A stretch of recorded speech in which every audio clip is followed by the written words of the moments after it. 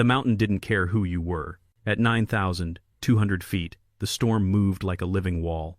Wind tore through the valley with enough force to knock a man sideways. Snow came horizontal, sharp as glass against exposed skin. Lieutenant Marcus Kane pressed his hand against the rock face, feeling nothing through 3 layers of gloves. The cold had stopped being cold an hour ago. Now it was just pain, constant and numbing. "Visibility's gone," Petty Officer First Class Derek Walsh said into his radio. Static crackled back like someone crumpling paper against the microphone. He tried again, adjusting the frequency dial with fingers that barely responded. "Overwatch, this is ground team. Visibility 0. Repeat, 0. Nothing but white noise and the howl of wind through rock." Marcus checked his GPS. The screen flickered, numbers scrambling into meaningless sequences. Magnetic interference from the storm, or something else. Electronic warfare, maybe. The enemy had been using sophisticated equipment throughout this operation. Either way, the device was useless. He slipped it back into his vest and signaled the team forward with 2 fingers. 6 men moved through the whiteout. Navy SEALs, Tier 1 operators, the kind of soldiers who trained for scenarios like this. They'd practiced in Colorado blizzards, in Arctic conditions that would kill civilians in minutes. But training assumed you could see more than 10 feet ahead. Training assumed your radio worked. Training assumed the enemy wasn't already waiting. Marcus's mind raced through their tactical situation. They'd been inserted 48 hours ago for reconnaissance. Simple mission: observe enemy movements, report back, extract.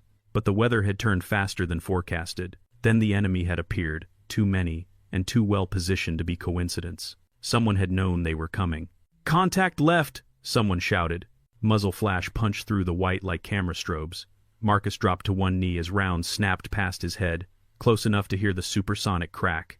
The team scattered, muscle memory taking over.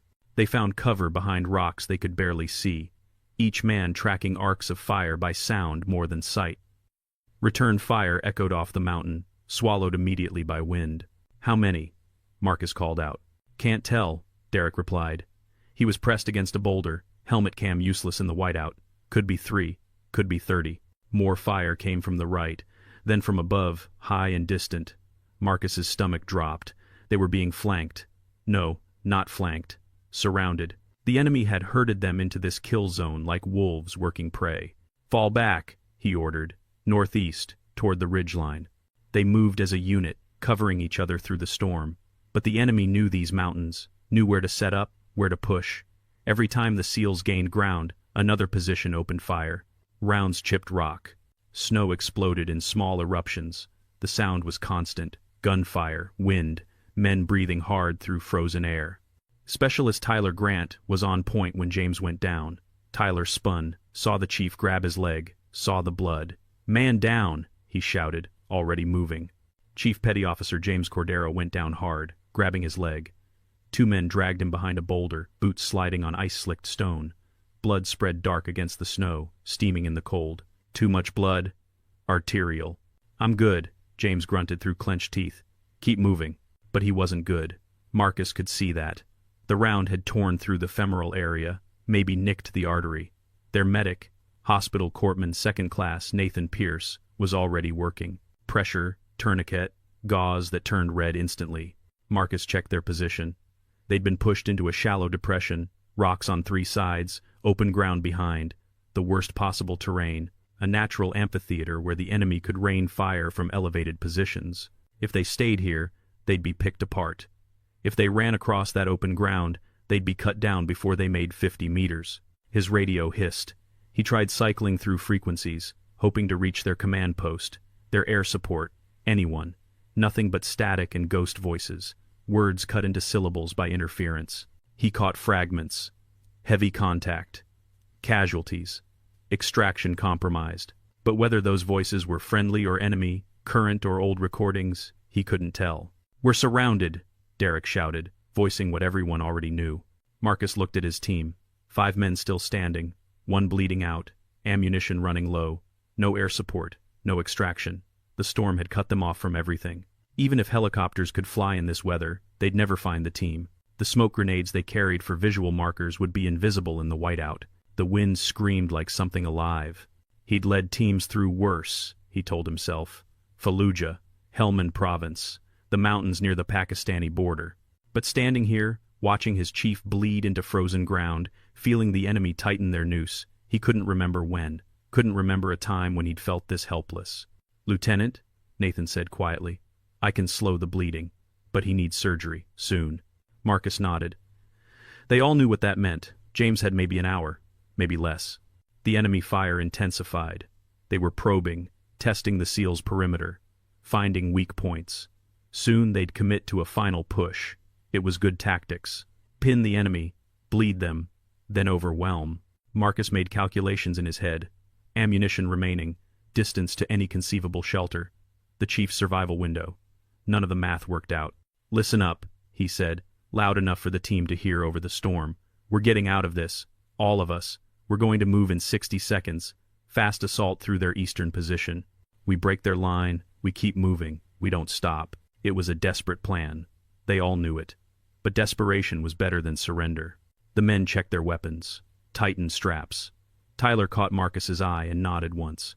Whatever happened, they'd do it together. 50 seconds. Marcus thought about his wife, his daughter, how he'd promised to be home for her birthday, how that promise might be the last lie he'd ever tell.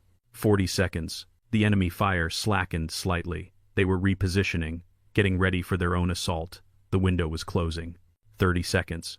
Nathan finished with James's leg. "He's as stable as he's going to get, but we move him, he might bleed out." "If we don't move, we all bleed out," Marcus replied. 20 seconds. He gripped his rifle, felt the weight of it, felt the weight of everything. 10 seconds. "On my mark," he said. 3, 2. The enemy commander's head snapped back. Marcus saw it through the storm, just for a moment. A man standing near a boulder, 50 meters out, giving orders, gesturing to his troops. Then his head jerked violently, and he dropped like his strings had been cut. No sound, no warning. Just there, then gone, then nothing, silence, just wind and snow. "What the hell was that?" Derek whispered. The enemy fire stopped, not slowed, stopped. Confusion rippled through their lines. Fighters looked around, shouted in languages Marcus didn't speak. Their formation broke down. Men who'd been advancing suddenly retreated to cover. Someone, somewhere, had just shot their commanding officer. And nobody knew where the shot came from. Marcus's mind raced. Long-range rifle. Had to be. But from where? The angles were all wrong for the enemy's own positions, and no friendly forces were supposed to be in the area. "Did anyone see muzzle flash?" he asked. Head shakes all around. The enemy was in chaos now. Officers shouted, trying to restore order. But their dead commander lay in the snow, and nobody wanted to be the next target. Marcus didn't understand what had just happened. But he understood opportunity. "Move," he ordered. Now while they're confused. 3,000 feet higher, Sergeant Riley Dawson lay completely still. The snow had covered her an hour ago. Only her rifle scope remained clear, protected by a custom lens hood she'd fabricated from a cut-down water bottle and some electrical tape. Not regulation, but regulations didn't account for whiteout conditions at 12,000 feet, where ice formed on everything metal within minutes. The Army manual said to use a standard lens cover. The Army manual hadn't been written by someone who'd spent 8 hours in sub-zero temperatures watching condensation freeze and fog their scope. She'd been in position for 6 hours. Her body had gone through the stages, cold, then numb, then a dangerous warmth that meant hypothermia was setting in. She'd learned to recognize it during survival training in Alaska.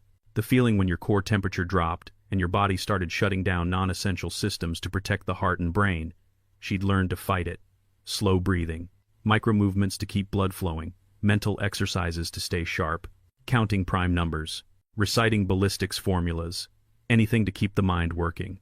She'd eaten twice from her pack without moving her position. Protein bars so cold they were like concrete. She'd let them soften in her mouth before chewing.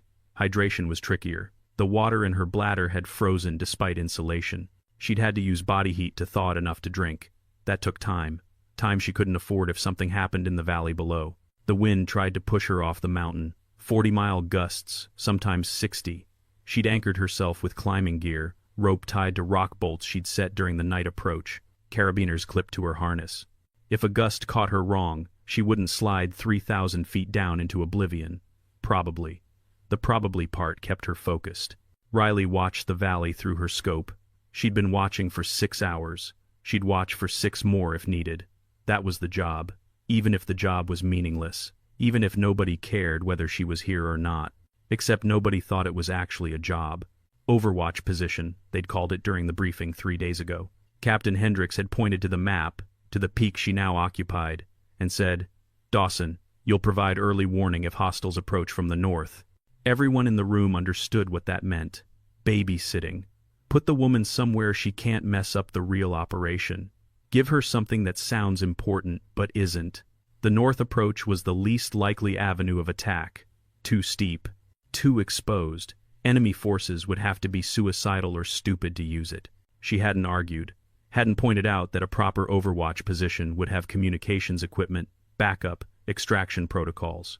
Hadn't mentioned that putting a single soldier on an exposed peak during incoming weather was asking for either frostbite or death. She'd just said, "Yes, sir," and started packing her gear. Because that's what you did. You took the assignments. You executed. You proved yourself over and over, knowing the bar was always higher, the expectations always different. Now she lay in her useless position, watching a storm devour the mountain. Her radio had died 2 hours ago. Ice in the battery pack, probably. Or maybe the elevation. She'd tried warming it against her body, but that just drained her own heat. So she'd turned it off, conserved power, hoped it might work again if the temperature changed. Through her scope, she caught movement in the valley below. Multiple positions. She counted muzzle flashes through the whiteout. A firefight. Big one. Her heart rate picked up. She zoomed her scope, trying to identify friendlies from hostiles. The magnification was good, military grade. But even the best optics struggled in these conditions. American forces. She could tell by their formation, their movement patterns. SEALs. Probably. They moved like SEALs. But they were in trouble, being pushed into a kill zone by a numerically superior force that clearly knew the terrain. Her finger hovered near the trigger, but she held back. Too far. She was at least 2,800 meters from the engagement, maybe more. Beyond effective range, even in perfect conditions. In this storm? Impossible. The manual said effective range for her rifle was 1,200 meters.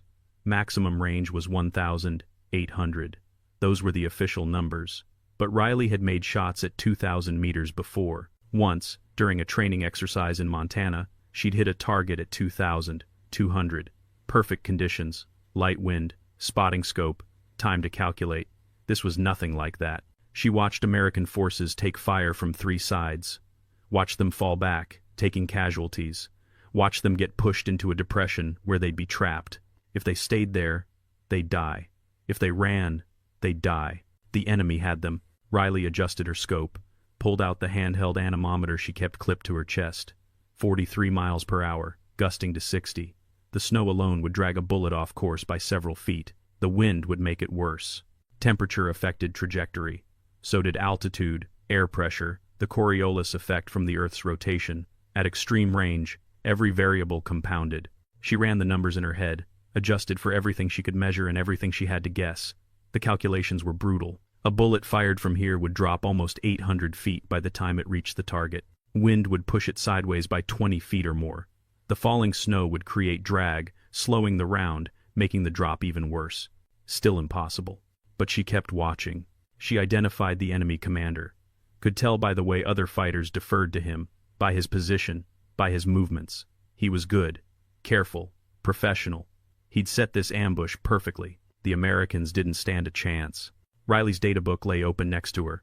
Waterproof notebook filled with handwritten notes, thousands of shots recorded, every condition, every lesson learned. She flipped to the section on extreme range, found her notes from the 2,200-meter shot. Studied her own handwriting, the careful diagrams, the formulas. Then she did something that went against every instinct. She started preparing to take a shot she knew was impossible. She checked her rifle. Bolt action. 338 Lapua Magnum. Reliable, accurate, powerful.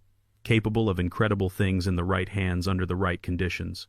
But these weren't the right conditions. She verified her ammunition. Match-grade rounds, carefully loaded, temperature stable.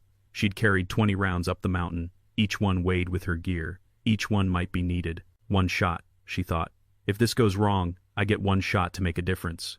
She returned to her scope. The enemy commander was still directing his forces. Confident, in control.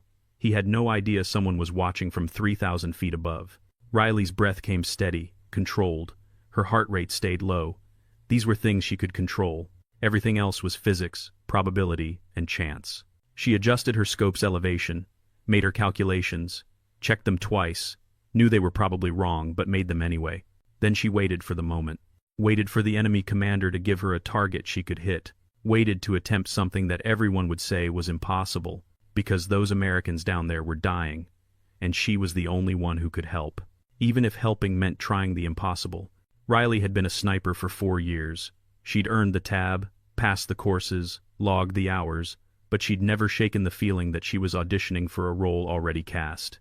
The men in her unit weren't hostile. They were professional, respectful even. They called her by her rank, included her in briefings, never made the obvious jokes, but she felt the distance, felt the way conversations shifted when she entered a room, felt the weight of being the first, the only, the one everyone was watching. Every mistake would be remembered, every success would be qualified, every decision would be analyzed through a lens that her male counterparts never faced. "You've got the best scores in the unit," her instructor had told her during sniper school at Fort Benning. Staff Sergeant Michael Torres, 20-year veteran, 3 combat deployments, the kind of instructor who could read a student's potential in the first week, better than most I've seen. But out there, he gestured vaguely toward the window, toward the real world beyond the range. "You'll have to be twice as good to be considered half as capable. That's not fair. That's just how it is." He'd been right. Every shot she took, every call she made, every decision carried extra weight. Proof that women could do this. Proof that they couldn't.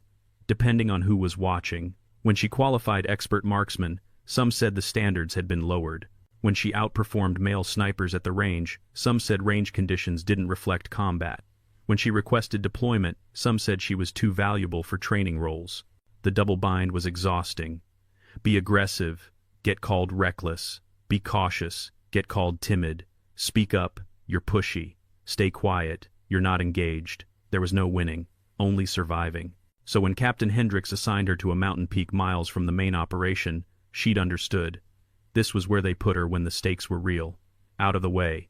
Safe. Where failure meant nothing because success wasn't expected. She'd be a checkbox on the operation plan.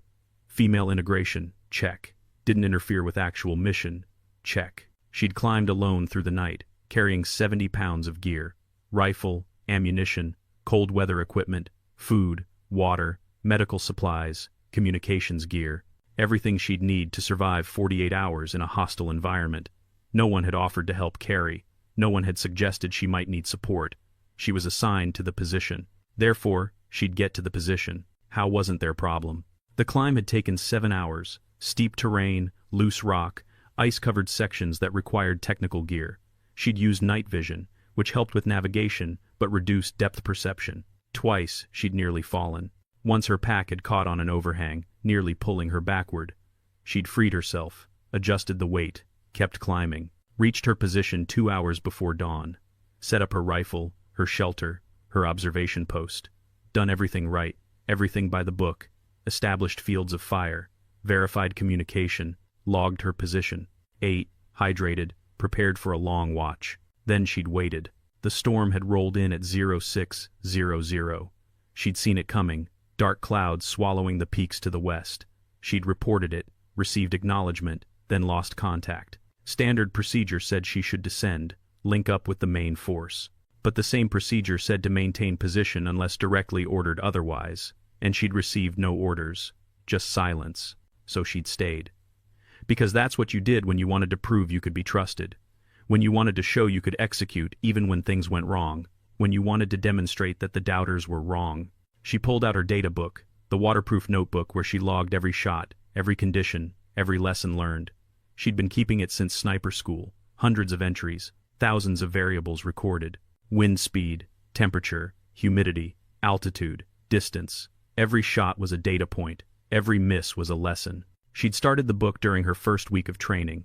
Most students didn't bother. They relied on the dope cards that came with their rifles, the ballistic calculators, the team spotters. But Riley knew she'd need more than that.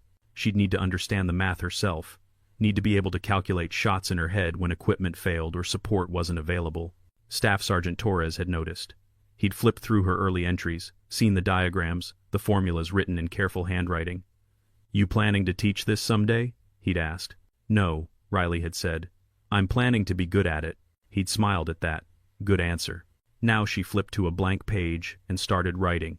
Wind speed, temperature, barometric pressure, distance to target, angle of declination. She estimated everything she couldn't measure directly. Made her best guesses based on experience and intuition. The math was brutal. A 2,800-meter shot in perfect conditions required calculating for bullet drop, wind drift, spin drift, Coriolis effect, air density. In perfect conditions, with time to set up, with a spotter calling corrections, with multiple shots to walk rounds onto target, it was possible. Difficult, but possible. But this wasn't perfect conditions. This was a whiteout blizzard. Visibility near zero. Wind gusting strong enough to throw off aim. Temperature cold enough to affect powder burn. Snow creating drag on the bullet. And she'd have no spotter, no corrections, probably one chance to make it count. She wrote the numbers anyway. Checked her ammunition. She'd carried 20 rounds up the mountain, standard load for a mission like this. But in this position, cut off from resupply, every round mattered. She'd fired maybe 200 rounds in combat over 4 years. Training was different. Training she'd fired thousands, but combat shots were different. Each one counted. One shot, she thought. If this goes wrong, I get one shot to make a difference. She checked her rifle, cleaned it yesterday, before the climb. Bolt action, 338 Lapua Magnum. She knew this weapon, had fired it so many times she could field strip it in the dark, knew its quirks, knew it pulled slightly left at extreme range, knew the trigger broke at exactly 4 pounds, knew the cold affected the first shot from a cold barrel. She loaded a round, felt the weight of it. This wasn't practice, this wasn't training, this was real people dying in that valley below. Riley closed the data book and returned to her scope. The firefight below was intensifying. She could see the pattern now. Enemy forces had superior position, superior numbers. They were taking their time, closing the noose. Professional work. These weren't irregular fighters. These were trained soldiers executing a coordinated ambush. The American team was running out of options. She watched them take casualties, watched them burn through ammunition, watched them make the hard calls that combat forced on people. And she was 3,000 feet above, alone, with a rifle and a decision to make. Riley's breath came steady, controlled. Her heart rate stayed low. These were things she could control, things she'd trained for. The moment when everything came down to breath control, trigger, squeeze, follow through. Everything else was physics, probability, and chance. But physics, she understood. Probability she could calculate. Chance was the only variable she couldn't control. She adjusted her scope's elevation, made her calculations, checked them twice, knew they were probably wrong but made them anyway, because wrong had a chance of working, doing nothing had no chance at all. Then she waited for the moment, waited for the enemy commander to give her a target, waited to attempt something that would either save lives or mean nothing. The choice was hers, and she'd already made it. Marcus fired 3-round bursts, trying to conserve ammunition. His magazine was half empty, he had 2 more. After that, pistol. After that, knives. After that, hands and rocks and whatever he could find. The math was simple, brutal, but simple. The enemy fire came in waves, disciplined, coordinated. These weren't insurgents with AKs and hope. These were trained soldiers executing a well-rehearsed ambush. Marcus had seen enough combat to recognize professionals when he encountered them. "Chief's bleeding bad," someone called out. Marcus crawled over to James. The leg wound was worse than it looked initially. Arterial blood, bright red, pulsing with each heartbeat. Nathan worked fast, packing the wound, applying a tourniquet, but James was pale, going into shock. His breathing was shallow, rapid. Classic signs of hemorrhagic shock. "We need air support," Derek said. "We need a lot of things," Marcus replied. He tried the radio again, cycled through every frequency. Nothing but static, like the mountain itself was jamming them. Maybe it was. Maybe the enemy had equipment. Maybe the storm was just that bad.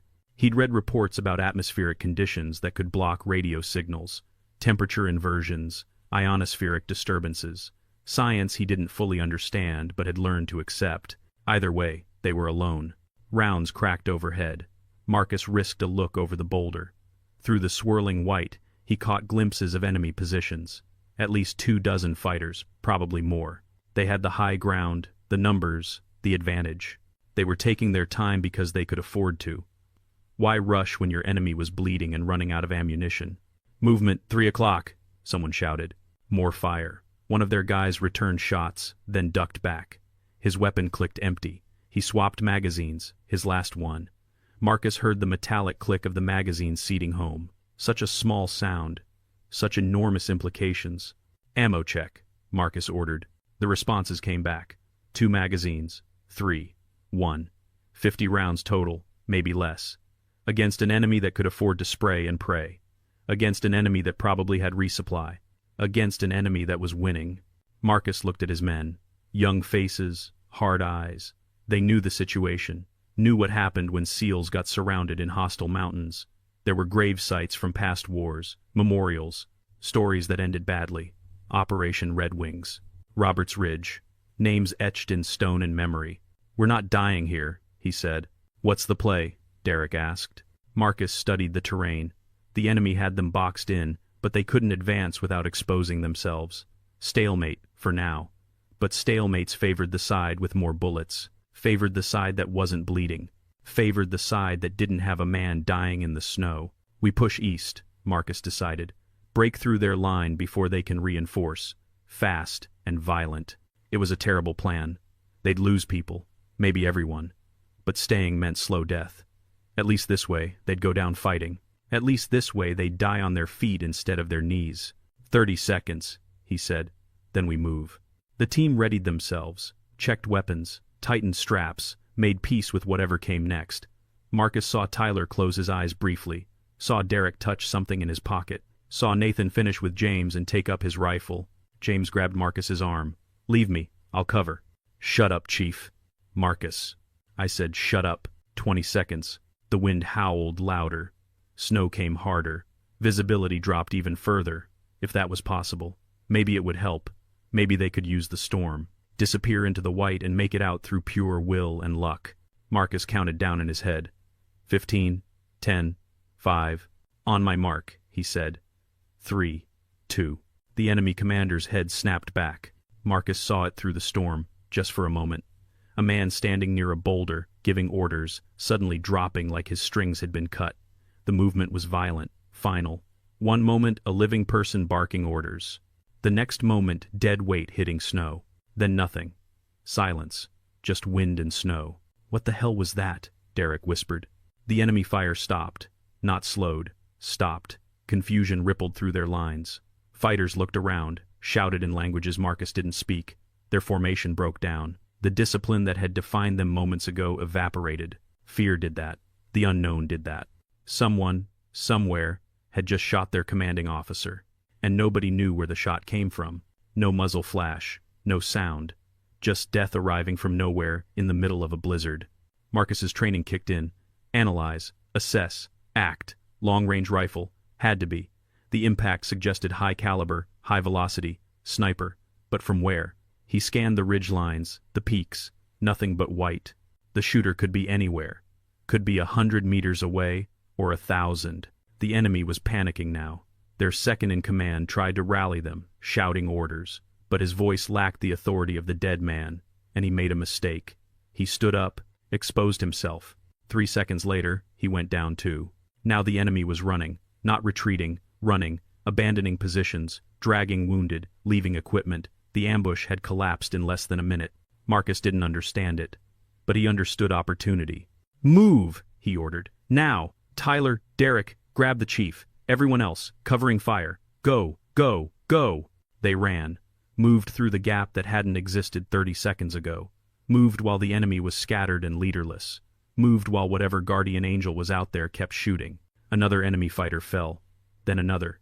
Precision fire from an unknown position. Each shot perfect. Each shot lethal. The SEALs covered 200 meters before anyone spoke. "Who is that?" Tyler asked, breathless from carrying James. "I don't know," Marcus said. "But whoever it is, just saved our lives." They kept moving. Didn't stop until they'd put a half-kilometer between themselves and the ambush site. Found cover in a rock formation. Set up security. Checked casualties. James was still alive. Barely. Nathan worked on him, starting an IV, administering morphine. The chief's color was bad. His pulse was thready. But he was alive. "Lieutenant," Derek said, "look at this." He pointed up, to the peak almost invisible through the storm, at least 3,000 feet above them, maybe more. "That's the only position with line of sight," Derek said. "But nobody could make those shots from there. Not in this weather. It's impossible." Marcus looked up at the mountain. Someone up there had just done the impossible, had saved 6 men they'd never met, had turned a certain disaster into survival. "Get me the radio," Marcus said. Riley watched through her scope as chaos erupted below. She'd tracked the enemy commander for 10 minutes, watched him move between positions, directing his fighters. He was good, careful, never stayed exposed for long, the kind of target that required patience. But everyone made mistakes. He'd stood up to point, to give orders. Just for a moment, 3 seconds, maybe 4, long enough to coordinate with multiple positions, too long to be standing in a firefight.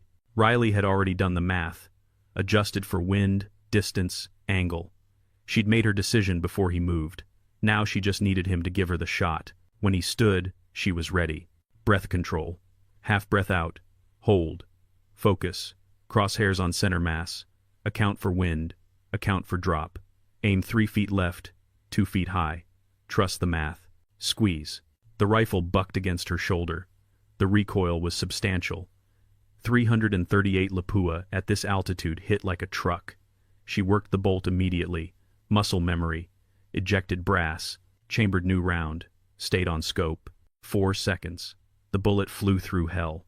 Through wind that wanted to push it sideways. Through snow that wanted to slow it down. Through air so cold and thin it affected the trajectory in ways most snipers never had to consider. The enemy commander collapsed. Riley had already moved her aim to the second in command. Watched him react. Watched him make the same mistake. Stood up. Exposed himself. Gave her a target. She fired again. 3.7 seconds later, he went down. 17 rounds left. She wasn't aiming for headshots. Too much room for error at this distance. She aimed for center mass because that's where the math worked. A hit anywhere in the torso at this range, with this caliber, would put a fighter down. The kinetic energy alone was devastating. Another target, another calculation, another squeeze. The enemy force was collapsing, not retreating, collapsing. Their command structure had been decapitated in minutes. The survivors were combat effective, but leaderless. Without leadership, without coordination, they started breaking. Riley tracked them through her scope. Part of her mind calculated follow-up shots. Part of her watched the American position below. She saw them move, saw them take advantage of the chaos. Good. That's what she'd hoped for. She kept her rifle trained on the enemy withdrawal, ready to fire if they reorganized. But they didn't. They scattered into the storm, vanishing into the white. Riley remained still. Her position was compromised now, technically. Anyone with the right equipment could backtrack her shots, calculate angles, determine origin. But in this storm, on this mountain, she'd be impossible to find. She allowed herself a breath. Just one. Then she returned to her scope. The American team was pushing through the gap she'd created, moving fast, covering each other. Professional. They'd live. She'd done her job, even if nobody knew it was her. Riley worked her bolt, chambered another round, kept scanning. The enemy might regroup, might try again. She'd stay ready. Her hands hurt from the cold. Her body was shutting down, piece by piece. But she could hold, could maintain position, could keep watching over the Americans below. That was the job. That's what snipers did. Watched, waited, acted when needed. And right now, those men needed her to keep watching. Riley's finger rested on the trigger. Gentle pressure, no tension. She'd fired thousands of rounds, knew exactly how much force it took, knew the moment when the trigger would break, when the rifle would buck, when physics would take over. She scanned for remaining threats. Found a squad leader trying to organize a group. He was good, getting his men to cover, re-establishing communication. If he succeeded, the Americans would be in trouble again. She waited for the wind to drop. 3 seconds passed. 5. 10. The squad leader stopped moving, just for a moment, turned to address his troops, gave orders. The wind eased. Riley fired. The recoil pushed against her shoulder. The rifle's report was muffled by snow, by wind, by distance. Nobody below would hear it. They'd only see the result. 4 seconds. The bullet flew its impossible path. Fought through variables that should have made the shot miss by feet. But Riley had calculated, had compensated, had trusted math and experience in something that might have been instinct. The squad leader collapsed. Riley had already cycled the bolt. 18 rounds left. She scanned for the next target. But there were no more targets. The enemy was running. Really running now. Abandoning equipment, abandoning positions, abandoning the fight. Fear had broken them. The unknown sniper, the invisible killer, death from nowhere. It was good tactics. When you can't identify the threat, when you can't engage it, when your leaders keep dying, you run. You live to fight another day. The ones running now would tell stories, would warn others, would create a myth. The ghost on the mountain, the shooter in the storm. Riley tracked them until they disappeared. Then she returned her focus to the American team. They were moving well, making distance. They'd reach safety. She started packing her gear, broke down her rifle, secured her equipment, everything in its place, everything weatherproofed. The climb down would be harder than the climb up, always was. Gravity worked differently going down. Your knees took the impact. Your balance was harder to maintain. But she'd make it. She always did. Her radio chose that moment to come back to life. Static at first, then voices. Fragmented, but voices. Unknown, friendly. Acknowledge. Riley pulled the radio from her pack, warmed it against her body for a moment. Tried transmitting. This is Overwatch. Say again, over. More static. Then clearer. Overwatch, this is ground team. Do you copy? Riley recognized military procedure. American forces. Probably the team she'd just saved. Ground team, I copy. Go ahead. Overwatch, what's your position? Riley checked her map. Peak 12, northwest of your position. I have visual on your team. Overwatch, did you engage enemy forces approximately 30 minutes ago? Affirmative. A pause. She could hear background noise. Men talking. Wind. Movement. How many shooters in your position? This was the question that always changed things. The moment when assumptions got challenged. When people had to recalibrate their expectations. Just one, Riley said. Silence on the other end. She could imagine their reactions. Disbelief. Confusion. Recalculation. One shooter had done what they'd just witnessed? Impossible, but true. Overwatch. You saved our lives, a voice said. The team leader, probably. Thank you. Riley didn't know how to respond to that. She settled for, just doing my job. Professional. Detached. The way she'd been trained to communicate. Ground team, you need to keep moving, she added. I'm tracking 2 more enemy patrols converging on your position. Can you engage? Negative. Out of effective range for those targets. You're on your own for now. She heard commands being given, the team adjusting their route. They were good, responded to information quickly. Overwatch. Can you guide us to extraction? Riley checked her map again. The GPS was still scrambled, but she had a paper map. Old school. Always worked. Affirmative. Stand by. She talked them through terrain they couldn't see. Called out obstacles, safe routes, enemy positions. Whoever this team leader was, he trusted her information. Acted on it without hesitation. That took faith. Or desperation. Wait, the team leader said. Is that? Yeah, another voice responded. They'd figured it out. The voice was female. The lone sniper who'd saved them was a woman. She could hear it in their silence. The recalibration happening in real time. Riley kept her voice neutral. Professional. Just another soldier doing a job. But she knew everything had changed. Marcus led his team through the valley, expecting return fire at any moment. But it never came. The enemy had vanished into the storm like smoke. Like they'd never been there at all. Except for the bodies. The evidence. What the hell just happened? Derek asked. I don't know, Marcus admitted. But we're not stopping to find out. Move. They covered 400 meters before anyone spoke again. James was being half-carried by 2 men, leaving a blood trail in the snow. But he was alive. They were all alive. Against odds that had been insurmountable 5 minutes ago. They had us, Tyler said. They had us dead to rights. Marcus didn't argue. They'd been seconds from a last stand. From a fight they couldn't win. Then something had turned the tide. Had eliminated their enemy with precision that seemed supernatural. Did anyone see where those shots came from? He asked. Head shakes all around. I heard something, Derek said. Like, I don't know, thunder? But muffled, distant. That was rifle fire, Marcus said. Had to be. But from where? He stopped the team, pulled out binoculars, scanned the mountainside. The storm made it nearly impossible to see more than a few hundred meters. but someone had engaged the enemy from distance. Long distance. That meant high ground. There, Tyler said, pointing up. That peak. Only position with line of sight. Marcus looked. The peak was barely visible through the whiteout. At least 3,000 feet above them. Maybe 3 kilometers away. Maybe more. The distance was hard to judge in these conditions. No way, Derek said.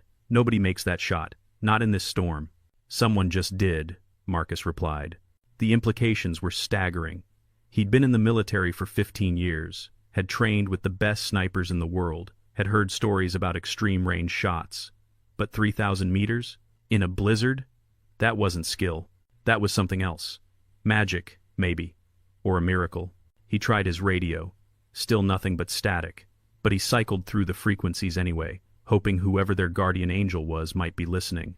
Unknown friendly, this is ground team. If you can hear this, we're moving northeast to extraction point Delta. Thank you for the assist. Over. He waited. Static crackled back at him. Just interference. Just noise. He tried again. Unknown friendly, please acknowledge. Over. Nothing. Maybe they can't transmit, Derek suggested. Gear failure, storm damage, same problems we're having. Maybe, Marcus said, but he kept the radio on, kept cycling frequencies as they moved. Whoever was up there, alone in the storm, had saved their lives. He needed them to know it mattered, needed them to know they weren't forgotten. They pushed through the snow for another half hour. James's condition was deteriorating. The tourniquet had slowed the bleeding but not stopped it. He needed surgery, needed it soon. The extraction point was still 2 clicks away. In this weather, carrying a wounded man, that might as well be 20. Nathan checked James's vitals, shook his head slightly. Not good. Not good at all. Marcus was calculating their options when his radio hissed with something other than static. Round team, this is. Can you hear me? A voice. Faint, breaking up. But a voice. Human contact in the void. Marcus grabbed the radio. Say again. Over. Ground team. This is Overwatch. Do you copy? Overwatch, we copy. What's your position? Peak 12. Northwest of your position. I have visual on your team. Marcus looked up at the mountain. Somewhere in that whiteout, someone was watching them through a scope.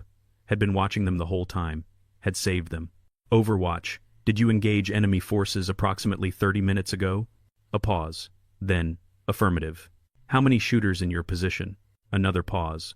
Longer this time. Marcus sensed hesitation, or calculation, or something. Just one, the voice said. The entire team stopped moving. One shooter. One person had taken apart an enemy formation from 3,000 feet up in a blizzard, had made shots that shouldn't be possible, had saved 6 men from certain death. Alone. Overwatch, you saved our lives, Marcus said. Thank you. The response came after a moment, professional, matter of fact, just doing my job. But Marcus noticed something. Something in the voice. The tone. The cadence. Wait, Derek said, listening to the radio. Is that? Yeah, Marcus said quietly. The voice on the radio was female, their impossible guardian angel, their miracle sniper. The person who'd done what couldn't be done was a woman. Riley watched the SEAL team navigate through the valley below. They moved well, even injured and exhausted. But they were exposed, and the storm wasn't giving them any mercy. She'd been guiding them for 20 minutes now. Her radio had flickered back to life when she descended a few hundred feet, looking for better reception. The battery was dying, but it worked. Barely. Ground team, you have enemy movement 2 o'clock, approximately 400 meters. She watched the SEALs adjust their formation, moving away from the threat. Good instincts. They trusted her information without hesitation. That meant something. Overwatch, how long have you been in position? The SEAL commander asked. 8 hours, Riley replied. Silence on the other end. Then, Jesus, are you alone up there? Riley hesitated. This was the question that always changed things. The moment people learned the truth and started treating her differently, started questioning, started doubting. Affirmative, she said. 1 shooter. What unit? Army. Assigned to support your operation. We didn't know you were up there. That's not uncommon, Riley said. She kept her voice neutral, professional. Just another soldier doing a job. Nothing unusual. Nothing that required special acknowledgement. But she could hear the shift in his tone. The surprise. The recalculation happening in his head. He knew now. They all did. Overwatch. Those shots you made. What was the range? Riley checked her data book. Average of 2,800 meters. Longest was 2,950. Silence on the radio. Longer this time. She could imagine them processing, trying to understand, failing to understand. In this storm? He finally asked. I don't even know what that is. Impossible? It's physics, Riley said. And luck. She meant it. Half of those shots should have missed.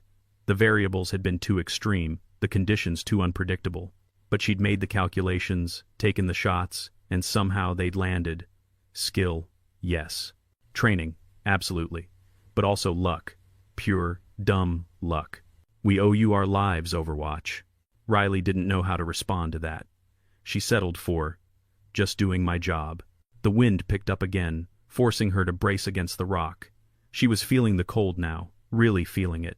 8 hours in sub-zero temperatures took a toll, even with the best gear. Her fingers were numb, her feet were blocks of ice. Her core temperature was dropping. Ground team, you need to increase speed, she said. Another storm front moving in. Visibility's going to get worse. Worse than this? Much worse. She tracked them through her scope. They were still 2 clicks from the extraction point. At their current pace, carrying a wounded man, they'd need another hour. The storm would hit before then. They'd be trapped in conditions even worse than what they'd already survived. Overwatch, what's your extraction plan? The commander asked. Same as yours, Riley said. Northeast LZ. That's a long walk from your position. I've walked farther. It was true. She'd done longer movements, in worse conditions. The night climb up had taken 7 hours. The descent would take 5, maybe 6. She'd make it. She always did. Overwatch, we'll wait for you at the LZ, the commander said. Negative. Don't wait. I'll make it on my own. That's not how we operate. Riley paused in her packing. SEALs didn't leave people behind. It was their code, their ethos. But she wasn't one of them, wasn't part of their team, wasn't their responsibility. You have a wounded man who needs medical attention, Riley said. You don't wait for anyone. We wait for the person who saved our lives. She could hear the steel in his voice. This wasn't a debate. These were SEALs. They didn't leave people behind, even people they'd never met, even people they didn't know existed until 30 minutes ago, even women who'd done something they couldn't quite believe. Copy that, Riley said. I'll see you at the LZ. She finished packing, did one last check of the valley below. The SEAL team was making good time now, moving with purpose toward extraction. They'd reach it. They'd survive. She took a breath, shouldered her pack, and started down the mountain. The descent was brutal. Ice-covered rock, wind that tried to push her off, fatigue that made every step harder than the last. But she kept moving, one foot in front of the other, the way she'd been trained, the way she'd always done, until she reached the valley floor and headed northeast toward the LZ, toward the team that was waiting for her, toward people who'd seen what she could do and decided it mattered. The helicopter landed 2 hours past the scheduled extraction time. By then, the second storm had blown through, leaving the valley crystal clear under a field of stars. The temperature had dropped even further, 20 below, maybe colder. Marcus had kept his team together, defensive perimeter around James while Nathan worked. The bleeding had stopped.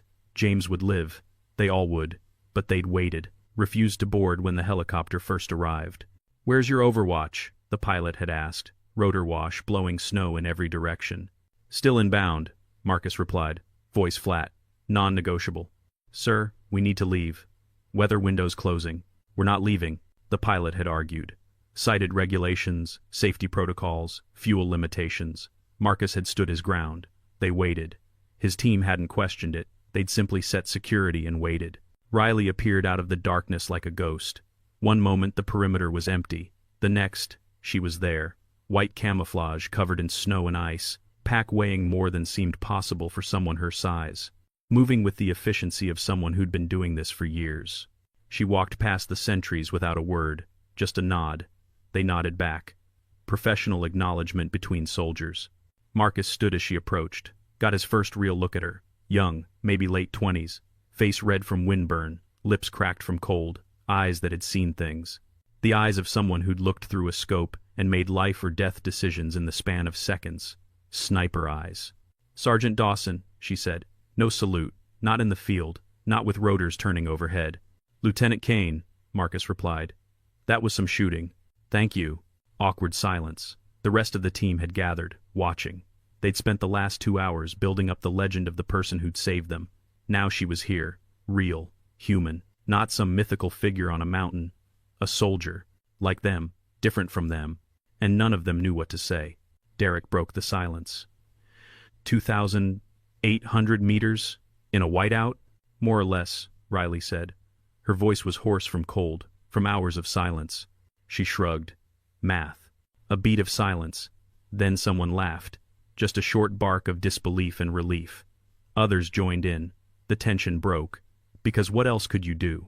What else could you say to someone who'd done the impossible and reduced it to mathematics?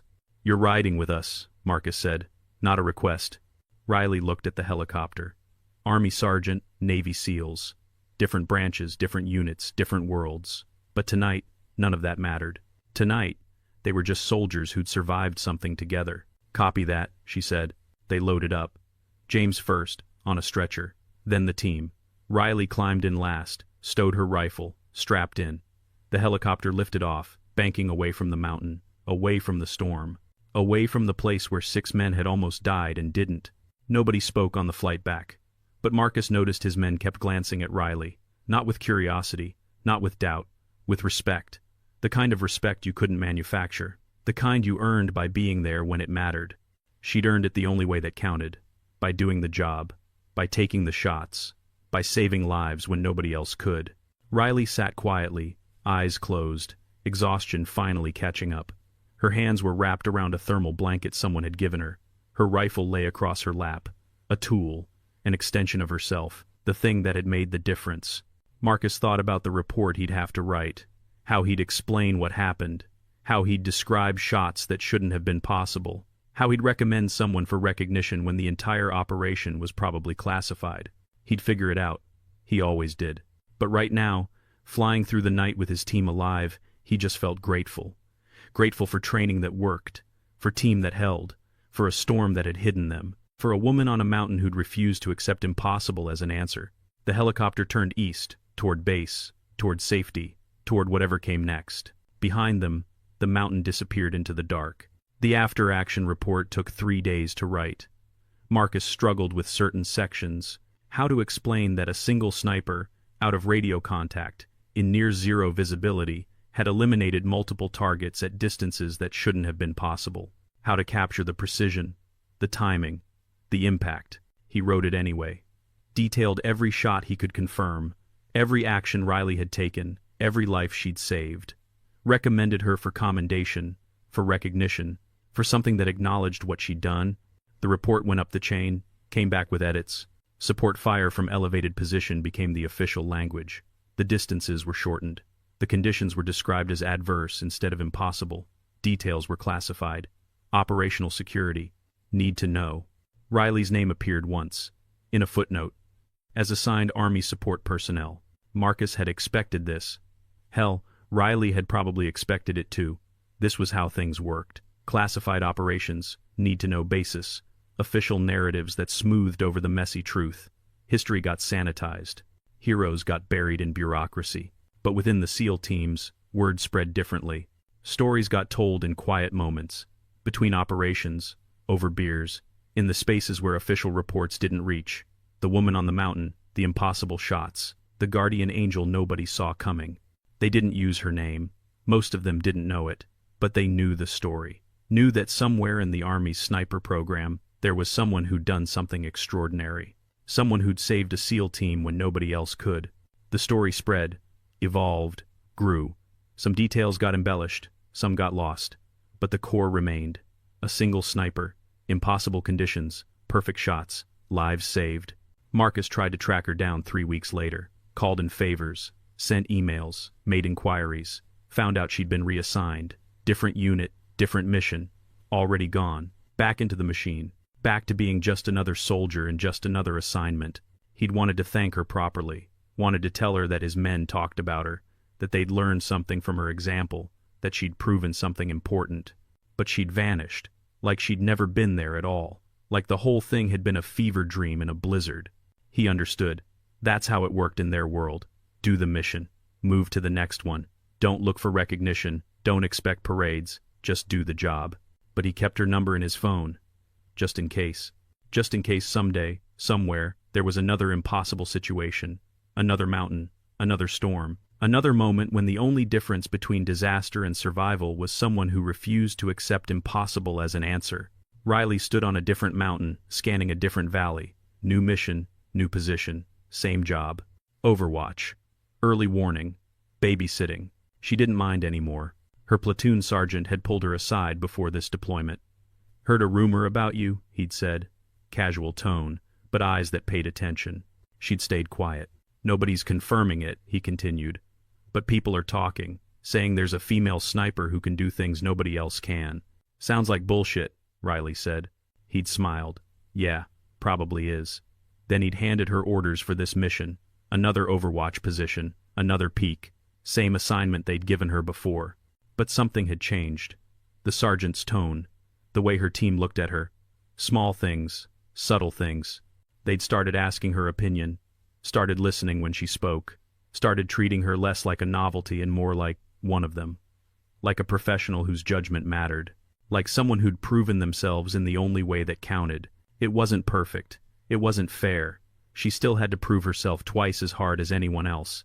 Still had to fight for every inch of respect. Still had to deal with assumptions and biases and all the baggage that came with being first. But she'd take it. Riley settled into her position, set up her rifle, began her observation. 8-hour shift, maybe more. Alone on a mountain, watching a valley where nothing would probably happen. This was what she'd signed up for. Not the glory, not the stories, not the recognition, just the work. Being there when it counted, even if nobody knew it, especially if nobody knew it. She checked her scope, adjusted for wind, recorded conditions in her data book, temperature, barometric pressure, humidity, all the variables that mattered, all the factors that turned calculation into reality. Then she waited. Below, another team moved through the valley. Different unit, different mission. But they were out there, exposed, trusting that someone had their back. Riley watched. And she would keep watching. For as long as it took. Because that was the job. That's what snipers did. Watched, waited, protected people who didn't know they needed protecting, made shots that others said couldn't be made, saved lives from positions that others said didn't matter. The mountain was cold, the wind was brutal, the isolation was complete. But Riley had chosen this, had fought for this, had proven herself capable of this. And somewhere down there, people were alive because of choices she'd made, calculations she'd performed, triggers she'd squeezed. That mattered. That was enough. She returned to her scope, watched the valley, counted the seconds, calculated the variables, and waited for whatever came next. Ready. Captain Hendricks called Riley into his office on a Tuesday morning. She reported in proper uniform, boots polished, cover perfectly aligned, expecting another assignment, another mountain, another Overwatch position that nobody else wanted. Instead, he slid a folder across the desk. "You've been selected for advanced training," he said. No preamble, no small talk, just information. Riley opened the folder. Read the details. Long-range precision course. Fort Benning. 12 weeks. Invitation only. This wasn't the standard course. This was the program that trained instructors. The people who wrote the doctrine. The people who taught the next generation.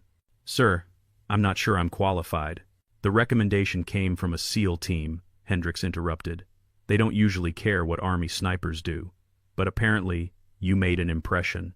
Riley thought about the storm, the mountain, the shots she'd taken through impossible conditions, the team she'd saved without ever meeting them. "I was just doing my job," she said. "I know," Hendricks replied. He stood, extended his hand across the desk. "That's why you were selected." She shook it. Firm grip. Professional acknowledgement. "Don't make me regret sending you," he said. But there was something in his voice. Not doubt, not warning. Something else. Pride, maybe. Or respect. "No, sir." She left his office, folder in hand, walked through the base, past soldiers who didn't know her name, didn't know her story. Past people who had no idea that 6 months ago she'd done something extraordinary on a mountain in conditions that should have made it impossible. That was fine. Better, even. The work mattered, the results mattered, the recognition didn't. She knew who she was, knew what she could do. The mountain had taught her that, had proven something she'd always believed but could never demonstrate before. That skill wasn't about gender, wasn't about assumptions or biases or expectations. Skill was about preparation, meeting opportunity, about doing the work when nobody was watching, about being ready for the moment when it arrived. Everything else was just noise. Riley reported to Fort Benning 3 weeks later, checked in with the training cadre, met the other students, all men, all experienced, all looking at her with varying degrees of skepticism or curiosity or doubt. She'd seen those looks before, would see them again. They didn't matter. What mattered was the work. On the first day, the lead instructor briefed the class. This course will push you to your limits. We're going to teach you things that most snipers never learn. Extreme range, adverse conditions, calculations that require understanding physics at a level most people don't bother with. He paused, looked directly at Riley. Some of you already know this, he said. Already proven you can do it when it matters. She kept her face neutral, professional, but she understood. Word had spread, not officially, not in reports or commendations, but in the ways that mattered, among professionals, among people who understood what it took to make those shots. To be alone on a mountain, to do the impossible because anything else meant people died. The course lasted 12 weeks. Riley finished third in her class. Not first, not last, third, which was exactly where she wanted to be. Good enough to earn respect, not so high that it invited scrutiny or resentment. When it ended, her instructor pulled her aside. You're going to teach this someday, he said. Maybe, Riley replied. Not maybe, will. Because you understand something most people don't. What's that? He smiled. That the shot is just the end result. Everything else, the preparation, the calculation, the patience, that's what makes the shot possible. Riley thought about that. About hours on cold mountains, about data books filled with variables, about shots that started with math and ended with saved lives. Yes, sir, she said. She returned to her unit 6 months after the blizzard. Different assignment, different role, but fundamentally the same job. Be ready, be capable, be there when it matters. And somewhere, in a different unit, Marcus Kane briefed his team for a new operation, looked at the map, saw the mountains, thought about storms and impossible shots and guardian angels. If this goes sideways, he told his team, remember, there are people out there we don't see, don't know about, but they're watching, and if we need them, they'll be there. His men nodded. They understood. They'd learned. Sometimes the difference between disaster